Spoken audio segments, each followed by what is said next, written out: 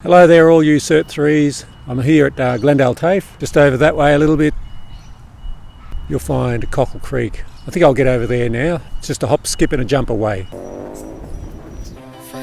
Whoa, here I am up above beautiful Cockle Creek. Whoa, it's a bit windy today. I'm just going to swing around this way. Whoa, yep, just down here. I'm just going to go and land down here and then I'll start talking to you. Whoa. Oh, bit of a rough landing. Looks like I've landed in a different time. Looks like I'm here sometime before the 1970s. This looks like the old bridge that used to go across the mouth of Cockle Creek. I remember it a little bit more older looking, so I think I've got to try and jump into the next time zone.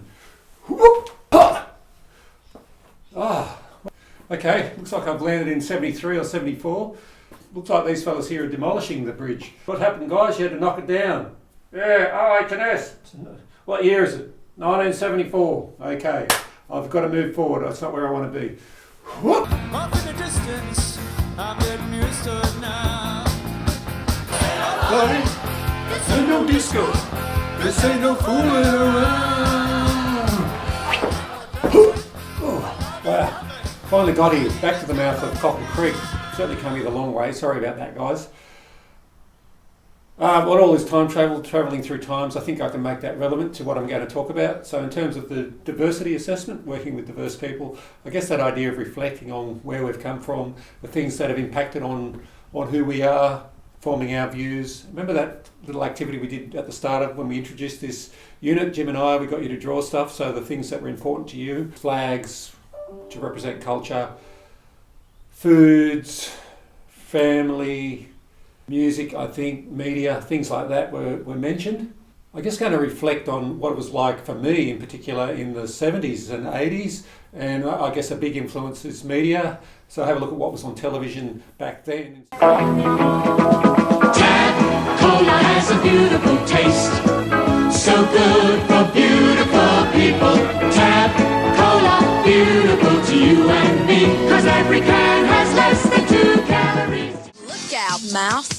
Watch out first. This mellow yellow's as good as the first.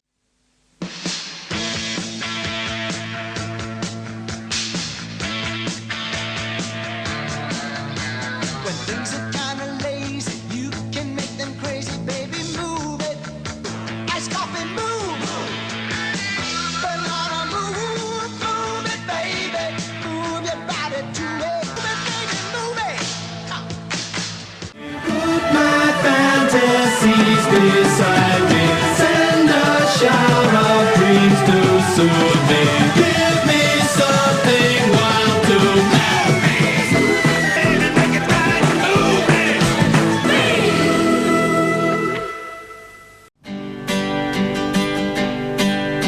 It's bronzed and dark like a Bondi suntan. With the let's come in. It makes a baked potato a real congratulator, and just a dash can make the mash a smash. Gee, you ought to be congratulated. You ought to be congratulated.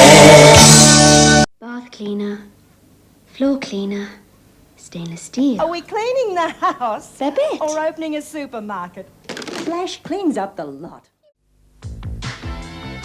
You gotta work it hard to be a solo man. You're gonna take the lead and make the others follow. You gotta keep in shape to be a solo man.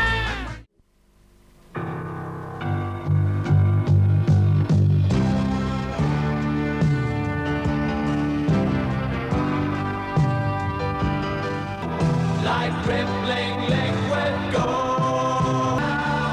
Just shake hands, shake hands, shake hands with a cocoa baby. Shake hands, shake hands, shake hands with a cocoa baby. None of that works. Jim, how you going? Yeah, good, how are you? Yeah, good. Enjoying the serenity? Beautiful, hearing the name of this lady. Given much thought to ads from the 70s or 80s lately? Wow, they're amazing. I can sort of, doesn't seem that long ago. But, the old solo man. Yeah. Yeah. Yeah, I just went back to have a look, and I was actually a little bit surprised because I guess living in that moment, you don't really think about it. But going back, certainly for the soft drinks, I guess how much every soft drink ad was about, sex selling in a sense, particularly the portrayal of the female body. Absolutely, yeah. It's it's like that idea of the perfect image. Definitely. And I'm always curious. Like I think I'm curious to know. Like, has it really changed that much? Thinking maybe things aren't that different nowadays. That there's still sort of this certain image. Yeah. I guess my initial thought was, maybe it is different today. It's not as blatant or in your face. But then I started thinking about, if I look at the glossy mags, for example, if I go to Coles, there's still a big focus on, perfect bodies, male and female. Doesn't matter what the magazine is. Yeah. I think for guys particularly now, there's much more about being that macho fella. So the solo man might have started it all, but from solo man to norm back to solo man. Certainly some of those eating disorders type things, I would imagine. I'll have to check this out. But from the 70s and 80s, and they continue to be there, and still a big issue.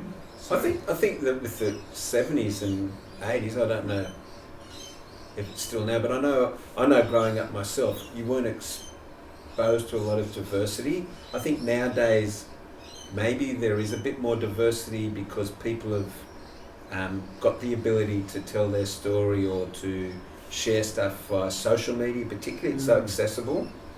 But I still think, even with all that diversity and those different stories, there's still this, I think there is still this mainstream or this particular image that the majority of people kind of aspire to a bit.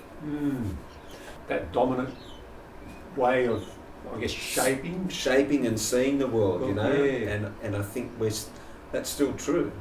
I think so. Even though it's different with social media, and I'm not an expert, and I'm sure some of you guys are, but you mentioned Instagram, and I've got a daughter, and there is a pressure, I think, for her to look good.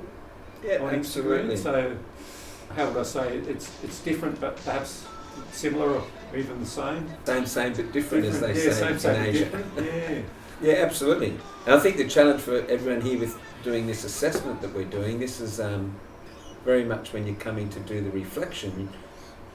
You've asked to sort of consider in your reflection the views of broader community. So broader community, let's call it mainstream community, and I think all those ads from the 70s and the 80s and a lot of the stuff we still see on Instagram now, today in 2020, that's what they kind of mean by mainstream broader community. So is there still that kind of dominant view, and how those views somehow different or perhaps consistent with the group that you guys are going to be researching and presenting on? Whether it be disabilities, is somehow disabilities now the image of disabilities in 2020? Does society generally see it as being, people with disabilities as being people are more accepting of them, celebrating more their abilities? Are we doing that, or are we still? I guess what word that comes to mind from those ads from the 70s, 80s, it's a whitewashed view of the world. So, everyone was very white, in a sense. White and almost perfect. Nothing wrong with them. Totally perfect. There was certainly no disability or an Aboriginal person or Torres Strait Islander person. I don't think was anywhere to be seen or mentioned as examples of that whitewashed view of the world. And I think that's where maybe 2020 mainstream or broader media is a bit different. We're hearing different stories, but I think that's because, take with Aboriginal people themselves, they've got access to creating those stories and control over telling those stories now, much more. But I'm curious to think whether even those stories that they're telling are non-Indigenous people listening to them. Are they becoming more aware, for instance, of some of the challenges that Indigenous people face? Or is it still something that's just like NITV? Who watches NITV? Do you spend time watching NITV? Because that's where a lot of Indigenous stories or Aboriginal stories within Australia live. Yeah, I think you're right. There's certainly a change in that sense. So there's more diversity out there. Are people engaging with it? Are you engaging and looking into that from that other diverse groups' perspective? Yeah. Perspective's an interesting one, because I know we've talked a bit about the idea that you know, we all have a particular way of looking at the world that's been shaped by our own upbringing. And it's funny because I grew up, those ads from the 70s, I was going into my teenage years. So I was shaped by them and my view of the world. You know, you can't deny that. But I don't think it was until I was about 23 and ended up going to uni that someone put in front of me a different view of the world and challenged me. And I went, wow, I never thought of that before. It doesn't mean that I forget my own values and beliefs and how I was brought up. They're really important to me, but it's good to be challenged to see the world differently. Because I think in community services particularly, you're going to be working with people from a whole range of different backgrounds who've been brought up differently with different values and beliefs to yourself. And you know, you've got to remain true to you and yourself and your values and beliefs, but you're going to be challenged by some of their values and beliefs. It's really important to be aware of how mainstream media and other media might shape your own values and beliefs, how family might, how school might, popular media, music, movies, politics. Yeah. We've got our leaders telling us stuff. So being aware of how that all makes you, but... so you'll develop your own view of the world. Your own view of the world. Yeah. Not that it's not a wrong view of the world. It's about, I guess, be mindful that there are influences that create that, what we see as perhaps a more correct view of the world.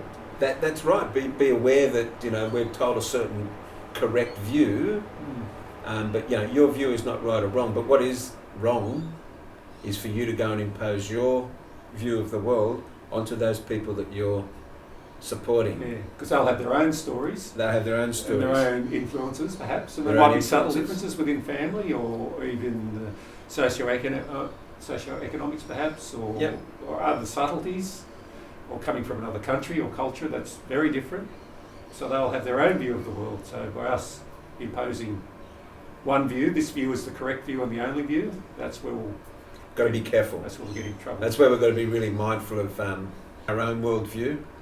But you've got to be aware of that. You don't want your own values and beliefs to get in the way of you putting them upon someone else because you know what's right for them or what you think is right for them. And it's that's so important. So you've got to know when to just park your own values and beliefs. You can never deny them because they're who you are. Yeah. But being aware of them. Being aware of them so is the you key. can perhaps manage them. So you can manage them. Yeah, that's the key. It's complicated in some levels. So I'm just thinking back again to those 70s and 80s and the ads, and everyone's in a bikini to sell soft drink and have a good time. And weird concept. Like, it is complicated. It looks simple, but it's... Yeah. But then what if, back in the 70s and 80s, if a young woman, a teenage girl, was to become pregnant, and there were all this sex sell stuff's everywhere, but if someone became pregnant at a young age, then they're on the outer in a sense. There's not this, there definitely wasn't services back then. There was a few more now, but I guess the stigma. There'd be a lot of stigma around a young parent. Is that still true today? Yeah. I don't know, but certainly back then, yeah, absolutely. And yeah. So I guess for me, the groups that we're working with, if there's a stigma attached, you know, is that part of that? They're not part of the mainstream or the majority, broader community. They're somehow So on the the groups you outer. work with, if you can attach a stigma or a stereotype, you know, that otherness, not part of that bigger, you know, the dominant way of thinking, perhaps. That's right, and it's really important. I don't spend a lot of time on Instagram or other social media platforms, and I can't name them. Two old blokes. Yeah. But I'm curious to know whether there's still that very narrow image that's presented on those platforms. Because they, to me, if you're thinking in terms of your assessment, the broader community, to me, Instagram and all those platforms, they're mainstream media. They're broader community. A lot of people, that's how they're sharing and getting their views of the world and their stories of the world. They are mainstream. I'd say more people than not probably engage in social media. It would be probably true that younger people are more engaged with it than people of our fine vintage. But I know there are still a lot of people who really embrace it. Yeah. And so if you're trying to think, well, what's broader community mean?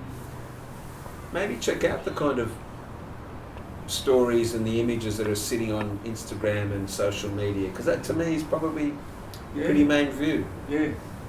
We could go on, but we probably We could shouldn't. go on, but this view of the lake, Yeah. I reckon we any fish out there? I reckon there's a lot more now. A lot more now. People aren't allowed on the lake now. No more net fishing, like in the big, commercial fishing. Okay. Yeah. But, any questions, you can get back to us, but hopefully that was somewhat useful. Yeah. Yeah. Thank you. Thank you, Jim. Good to bump into you down here on the lake. Have a solo. Solo, light on the fizz so you can slam it down fast. You face the challenge. Oh, stop there. Turtle pips. I like that one. Yeah.